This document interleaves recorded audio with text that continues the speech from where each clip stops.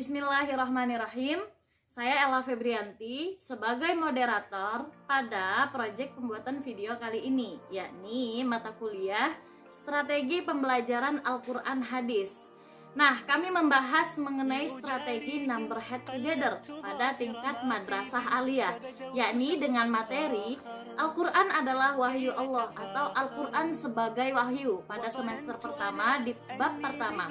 Nah, sebelum implementasi strategi pembelajaran number head together pada proses pembelajaran nanti, tentunya ada pemahaman mengenai konsep dasar dari strategi number head together. Jadi, penjelasan mengenai strategi number head together ini akan dijelaskan oleh Rafina. Berikut penjelasannya. Assalamualaikum warahmatullahi wabarakatuh. Di sini saya akan membahas mengenai model pembelajaran NHT atau number head together. Model NHT ini adalah model pembelajaran yang didasari oleh teori konstruktivis yang tujuannya dirancang untuk mempengaruhi pola interaksi siswa. Adapun langkah-langkah dari model NHT ini, yang pertama, siswa dibagi menjadi 4 kelompok. Lalu setiap siswa yang ada dalam kelompok tersebut akan mendapat nomor. Yang kedua, guru akan memberikan tugas kepada masing-masing kelompok untuk mengajarkannya. Yang ketiga, kelompok mendiskusikan jawaban yang benar dan pastikan tiap-tiap anggota kelompok mengerjakan juga dan mengetahui jawaban yang benar. Yang keempat, guru memanggil salah satu siswa untuk menjelaskan hasil dari diskusi kelompoknya. Lalu yang kelima, guru akan menyimpulkan diskusi dari materi yang dibahas tadi. Yang keenam, pemberian reward atau hadiah bagi siswa yang aktif dalam kelas dan berprestasi. Ini juga untuk meningkatkan minat belajar siswa. Nah, setelah mengetahui apa itu penjelasan dari strategi number head together, langsung saja kelompok kami melakukan implementasi mengenai strategi number head together pada proses pembelajaran Al-Quran Hadis dengan materi Al-Quran adalah wahyu Allah di tingkat madrasah aliyah. Berikut videonya. Assalamualaikum warahmatullahi wabarakatuh. Baiklah, kami dari kelompok 3 akan menjelaskan dan menampilkan video pembelajaran mengenai metode pembelajaran number head together. Assalamualaikum anak-anak. Waalaikumsalam warahmatullahi wabarakatuh. Selamat pagi anak-anak. Pagi Bu. Bagaimana kabarnya hari ini? Alhamdulillah, luar biasa. Allahu Akbar. Semangat sekali ya. Kabar kalian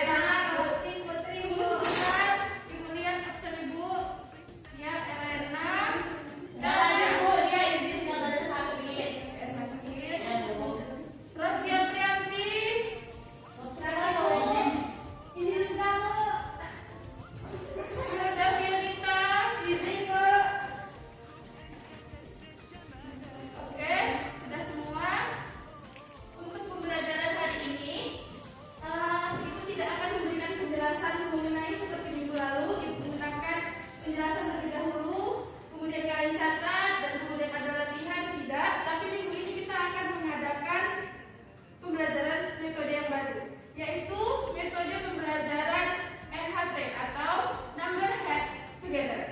Jadi untuk pertama, Ibu mau teman-teman sekalian untuk membentuk kelompok. Bu, izin bertanya, maksud dari yang sudah disampaikan apa ya? Oh, mengenai metode pembelajarannya? Ya, metode pembelajaran NHT ini adalah metode pembelajaran kita menggunakan sistem belajar dengan kelompok. Kemudian, Ibu akan memberikan nomor-nomor kepada teman-teman semua. Setelah itu, Ibu akan memberikan kuis-kuis yang harus teman-teman jawab. Sudah mengerti? Jika sudah mengerti, silakan dibentuk kelompok dengan anggota 3 sampai 5 orang. Ya udah.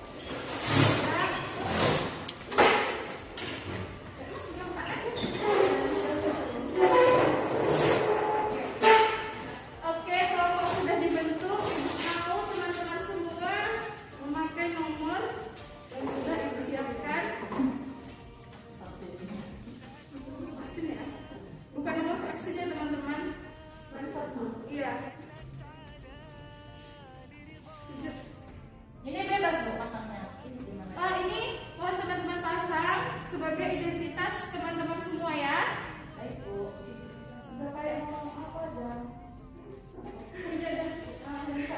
Fashion show. Fashion show. Coba balik ini enggak? Bisa tak? Teman yang tidak bisa memasangnya atau kesusahan meminta bantuan teman yang lain ya. Oke, bisa Ratna. Selanjutnya adalah quiz time. Ini adalah permasalahan yang harus kalian jawab pertanyaannya. Dan Ibu mohon kepada teman-teman sekalian untuk memberikan pendapat dan solusi untuk masalah yang sudah Ibu bagikan. Kuis ini tidak untuk sendiri tapi untuk kelompok. Jadi kalian bekerja sama untuk kelompok, bukan untuk sendiri. Mengerti? Mengerti Bu.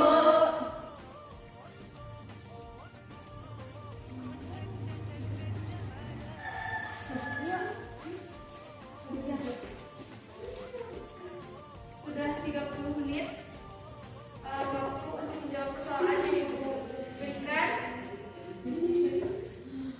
Karena ini sistemnya random, maksudnya Ibu adalah ingat nomor yang ada pada diri kalian. Jadi Ibu tidak akan menyebut nama, tapi Ibu akan menyebut nomor. Jadi pada masing-masing nomor untuk memberitahukan berdiri, kemudian beritahukan kepada teman-teman apa pertanyaannya dan apa jawabannya. Oke, untuk pertama Ibu akan berikan kesempatan nomor 4 untuk mengajukan pertanyaan dan jawabannya. Pertanyaannya ini, berapa lama masa turunnya Al-Quran?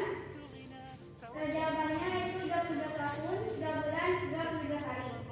Oke, apa teman-temannya bisa dengan jelas memahami? Bisa Bu. Nomor 6, apa jawabannya? Ya. Berapa lama Al-Quran? Berapa lama masa turunnya Al-Quran?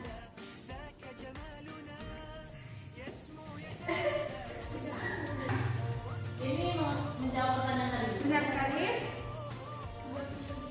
22 tahun, 22 bulan, 22 hari. Oke, benar sekali ya. Untuk pertanyaannya itu yaitu berapa masa turunnya Al-Quran, yaitu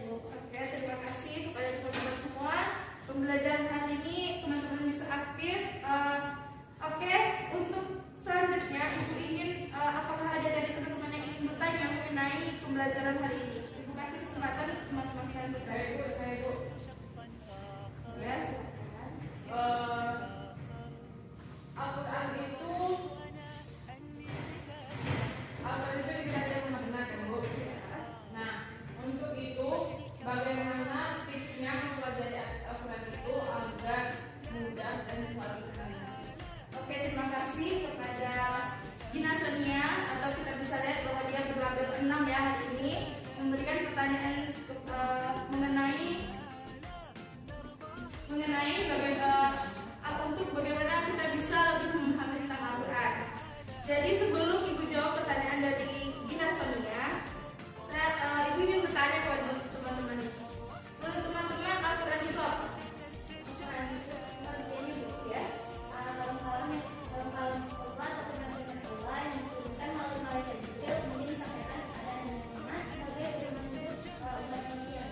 Terima kasih, jawabannya sangat luar biasa. Selanjutnya, Ibu ingin bertanya, Al-Quran itu sebagai seorang muslim wajib untuk kita baca dan amalkan?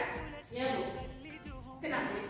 karena di dalam karena pertama ya Bu, Al-Quran itu firman Allah Bu, tentunya sangat luar biasa, sangat dan manfaatnya sangat dahsyat menurut saya. Itu wajib dipelajari oleh umat Islam, dan Al-Quran itu adalah sebagai petunjuk dan pedoman hidup agar Al-Quran sebagai obat itu menyembuhkan mental kita Bu. Terima kasih. Terima kasih kepada saudari Febrianti. Sungguh sangat luar biasa jawabannya.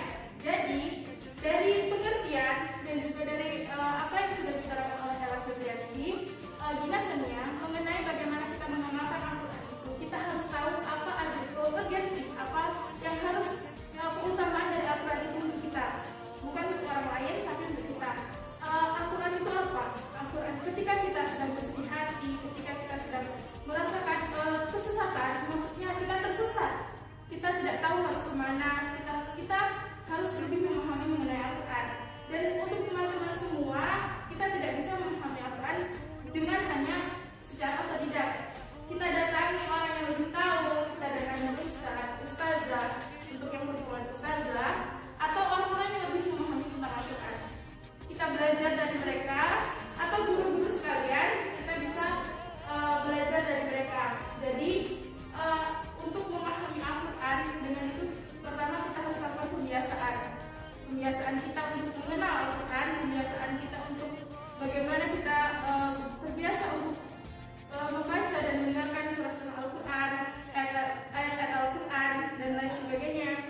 Kemudian setelah kita tahu, kita biasa untuk membaca, belajarlah untuk memahami. Karena setelah kita memahami maknanya, kita akan dengan sendirinya tergerak untuk lebih lagi menjaga kebiasaan kita, menjaga sikap kita, bagaimana kita bersikap di depan orang lain. Tentu ada adat-adatnya yang sudah kita pelajari minggu lalu mengenai akhlakul karimah. Jadi itu apakah ada pertanyaan? Bagaimana Gina Sonia? Sudah paham mengenai penjelasannya? Oke, terima kasih ya Gina.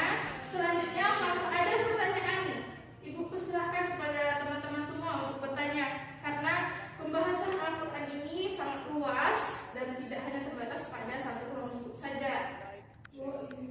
Ya, sudah ada Ibu Fitri. Jadi kan Al-Quran ini sudah ada fungsinya dan manfaatnya ya Bu. Jadi saya ingin bertanya Bu, contoh dari perilaku orang yang berpegang teguh kepada Al-Quran itu gimana Bu? Orang yang berpegang teguh kepada Al-Quran ya, kita bisa itu sangat berbeda. Orang yang berpegang teguh dengan Al-Quran dengan orang yang hanya setengah-setengah atau bahkan orang yang tidak mengenal Al-Quran. Contohnya dalam ruang lingkup teman-teman sekalian, seseorang yang berpegang teguh terhadap Al-Quran, dia tahu bagaimana harus menghargai temannya, dia tahu bagaimana menyayangi saudara-saudaranya. Tapi kita lihat beberapa teman-teman yang jauh dari Al-Quran, mereka bahkan mungkin ketika kita tanya mengenai surah Al-Quran, dia tidak mengenal. Maka kita lihat dari sikap dan kebiasaannya, itu akan terlihat. Seperti mereka akan sering berkata kotor, mereka akan lebih sering merasa dengki, iri. Kita pasti pernah mendengar, melihat secara langsung. Teman-teman pasti juga punya pengalaman pribadi mengenai hal ini. Di lingkup masyarakat atau lingkungan rumah itu kan berbeda. Kita berbeda dari suku Jawa, suku Sunda, suku Batak, memiliki karakteristik yang berbeda. Tapi kita lihat orang yang berpegang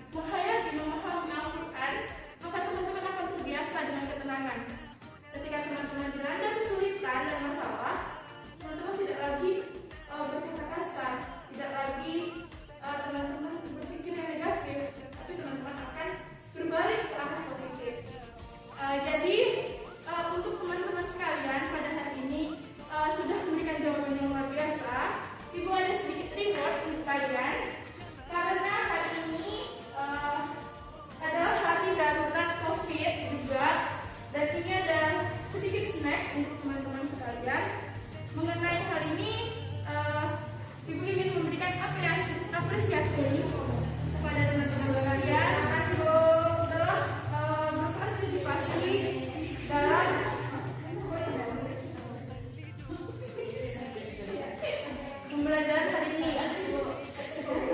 Dan untuk teman-teman yang sangat aktif dan memberikan jawaban yang benar, kalian semua menjawab dengan benar, tetapi ada yang memberikan penjelasan secara lengkap, yaitu kepada Sri Kurnia dan Ella Febrianti serta jenazahnya untuk maju ke depan.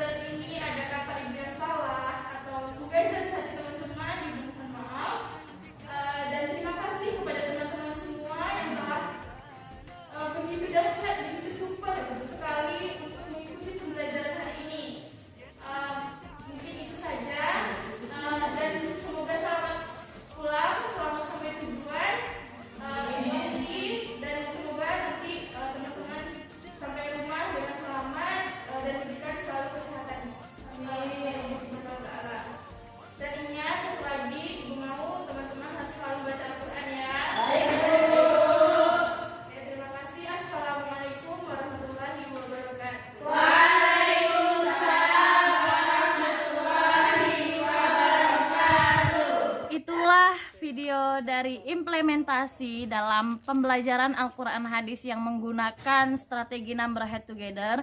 Berikut akan disimpulkan dan ditutup oleh rekan saya, disimpulkan oleh Sri Kurnia dan ditutup oleh Ratnawati.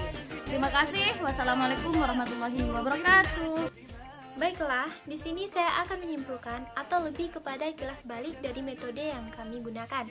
Di sini kami menggunakan metode number head together atau NHT, yang mana metode ini dirancang untuk mengembangkan pola pikir peserta didik atau agar peserta didik itu lebih berpikir kritis dalam menyelesaikan masalah-masalah yang ada di dalam kelas. Tentu saja, masalahnya itu berkaitan dengan materi yang akan diajarkan oleh guru. Di sini, metode number head together itu merupakan salah satu jenis metode yang menggunakan sistem kelompok atau sistem kooperatif, yang mana nantinya akan ada langkah-langkah atau prosedur yang akan dikoordinir langsung oleh guru di dalam kelas.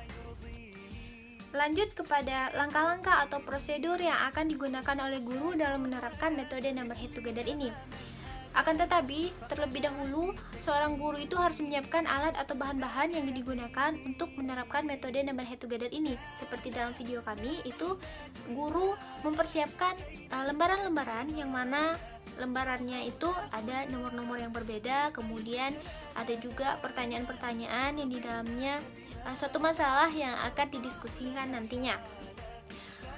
Tahap pertama yaitu seorang guru itu harus membentuk suatu kelompok. Di video ada 2 kelompok dan masing-masing kelompoknya itu beranggotakan 4 orang. Kemudian guru memberikan lembaran-lembaran tersebut, baik itu nomor-nomor yang berbeda dari tiap kelompok dan juga beberapa pertanyaan yang ditujukan kepada 2 kelompok tersebut. Setelah itu, guru memberikan waktu beberapa menit untuk siswa itu berdiskusi dari masalah yang telah ditimbulkan. Setelah itu, guru memberikan waktu sekiranya beberapa menit agar siswa itu bisa berdiskusi satu sama lain untuk menyelesaikan masalah yang telah diberikan berupa kertas oleh guru tersebut. Setelah beberapa saat, setelah adanya perundingan satu sama lain dari kelompok tersebut, dari anggota kelompok tersebut, dan harus dipastikan terlebih dahulu bahwa setiap anggota kelompok itu harus mengetahui jawabannya, harus memahami satu sama lain, tidak hanya satu saja yang mencolok. Nah, kemudian barulah seorang guru itu menunjuk beberapa nomor yang nantinya itu dia menjelaskan jawaban dari permasalahan yang telah ditujukan oleh guru kepada kelompok tersebut. Dan kegiatan itu tentunya dilakukan secara berulang-ulang hingga nomor siswa itu habis. Kemudian yang terakhir itu adalah tahap kesimpulan. Setelah tadi ada beberapa masalah yang ditimbulkan oleh seorang guru dan peserta didik juga telah berdiskusi dengan anggota kelompoknya dan telah ditanggapi satu sama lain. Kemudian agar tidak adanya kesalahan atau persepsi yang berbeda, di sini harus disimpulkan oleh seorang guru tersebut. Harus dirembuk lagi, guru menyimpulkan dengan masalah-masalah yang telah dibahas sebelumnya dan juga menyimpulkan tentang materi pada hari itu, yaitu di video materi tentang Al-Quran sebagai wahyu dari Allah. Setelah itu, yang terakhir ada tahap penghargaan atau reward kepada siswa yang sekiranya aktif memberi tanggapan, menjawab pertanyaan dari guru, dan selalu berkontribusi dalam sistem diskusi. Maka di sini guru memberikan penghargaan, itu ada berupa snack, ada masker, dan juga ada buku yang diberikan oleh guru. Sistem penghargaan ini untuk mendorong atau untuk mencambuk siswa tersebut agar bisa lebih aktif lagi. Kemudian juga untuk teman-teman yang lain juga akan termotivasi untuk aktif dalam sistem metode Number Head Together ini atau metode lainnya dengan adanya penghargaan tersebut. Dapat kita lihat sama-sama, selain menyenangkan, metode Number Head Together ini juga efektif digunakan dalam sistem pembelajaran, yang mana di sini peserta didik itu termotivasi untuk menguasai pembelajaran karena walaupun sistemnya itu kelompok atau kooperatif, tetapi lebih menekankan kepada sistem individu dikarenakan guru itu menunjuk satu persatu siswa dengan menggunakan nomor-nomor yang telah dibuat oleh guru sebelumnya, sehingga itu tidak ada ketergantungan antara peserta didik satu dengan peserta didik yang lainnya, walaupun itu satu kelompok. Selain itu, pembelajaran kooperatif tipe Number Head Together ini juga mengutamakan adanya kerjasama antar siswa dalam satu kelompok tersebut, sehingga ini juga bisa untuk mencapai tujuan dari pembelajaran tersebut. Materinya yaitu tentang Al-Quran adalah wahyu Allah. Di sini Al-Quran adalah kalam Allah atau kitabullah yang diturunkan kepada Nabi Muhammad SAW dengan melalui perantara malaikat Jibril sebagai petunjuk dan pedoman hidup bagi umat manusia. Al-Quran yang ditulis dalam bentuk mushaf yang disampaikan secara mutawatir atau berangsur-angsur selama 22 tahun, 2 bulan, 22 hari, yang dimulai dengan surah Al-Fatihah dan ditutup dengan surat An-Nas. Adapun fungsi Al-Quran bagi umat Islam yaitu sebagai petunjuk jalan yang lurus, penyempurna kitab-kitab sebelumnya, dan Al-Quran sebagai memantapkan iman Islam. Adapun beberapa nama-nama Al-Quran diantaranya pertama Al-Huda, yaitu petunjuk. Al-Quran sebagai petunjuk bagi orang-orang yang bertakwa dan beriman. Yang kedua Al-Furqan, pembeda. Al-Quran sebagai pembeda antara yang hak dan yang batil, dan yang salah dan yang benar. Yang ketiga yaitu Ar-Rahman atau rahmat. Al-Quran melahirkan hikmah atau rahmat bagi umat Islam yang berpegang teguh pada Al-Quran. Yang keempat Asy-Syifa atau obat. Al-Quran sebagai obat atau penawar penyembuh beberapa penyakit umat manusia seperti sombong, ragu, bahkan syirik. Itulah penjelasan yang dapat saya sampaikan. Assalamualaikum warahmatullahi wabarakatuh.